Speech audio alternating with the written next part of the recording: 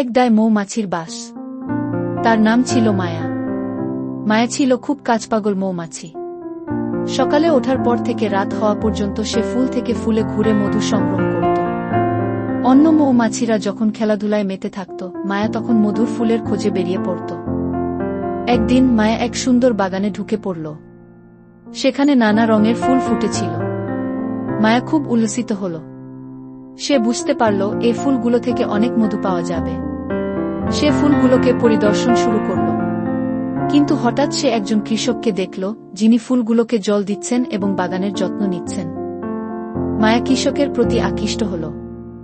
সে ধীরে ধীরে কাছে গিয়ে কৃষকের কথা শুনতে লাগল। কৃষক বলছিল, যত্ন এবং শ্রম ছাড়া কিছুই হয় না।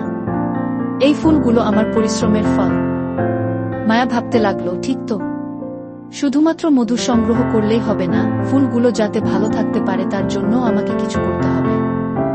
এমন চিন্তার পর মায়া সিদ্ধান্ত নিল যে সে শুধু মধু সংগ্রহ করবে না, বরং অন্য মৌমাছিদেরও শেখানো শুরু করবে কিভাবে ফুলের যত্ন নিতে হবে। সে বাড়িতে ফিরে গিয়ে সব মৌমাছিদের ডেকে বলল, মৌ ভাই বোনেরা, আমাদের ফুলগুলোকে যত্ন নিতে হবে। কৃষক যেমন শ্রম দেয় তেমন আমাদেরও করতে হবে। মৌমাছিরা প্রথমে অবাক হয়েছিল, কিন্তু মায়ার উজ্জীবিত বর্ণনায় তারা রাজি হল। তারা সকলে মিলিত হয়ে ফুলগুলোকে জল দিত, মাটি ফাটলে সেখানে মাটির পুরো দিত এবং ফুলের চারপাশে পরিষ্কার রাখত। এইভাবে ফুলগুলো আরও সুন্দর এবং সুস্বাদু হতে লাগল।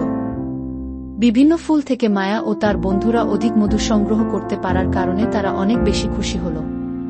মায়া বুঝতে পারল, পরিশ্রম ও যত্নের মাধ্যমে তারা শুধুমাত্র নিজেদের জন্য তাৎক্ষণিক আনন্দ সংগ্রহ করছে না, বরং পুরো প্রকৃতির সঙ্গে একটি সুন্দর সম্পর্ক তৈরি করছে।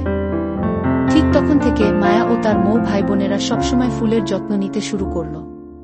তারা জানল প্রকৃতির প্রতি শ্রদ্ধা এবং দায়িত্ব পালন করা কত গুরুত্বপূর্ণ। এবং সেই থেকে তারা শুধু মধু নয়, বন্ধুত্ব, সৌহার্দ্য এবং ভালোবাসাও সংগ্রহ করতে থাকল। শিক্ষণীয় বিষয়: পরিশ্রম এবং যত্নের মাধ্যমে যে কোনো কিছু অর্জন করা সম্ভব। প্রকৃতির প্রতি দায়িত্ব ও শ্রদ্ধাশীলতা আমাদের সবার কর্তব্য। একতাবদ্ধ হয়ে কাজ করলে সবাই উপকার পায়।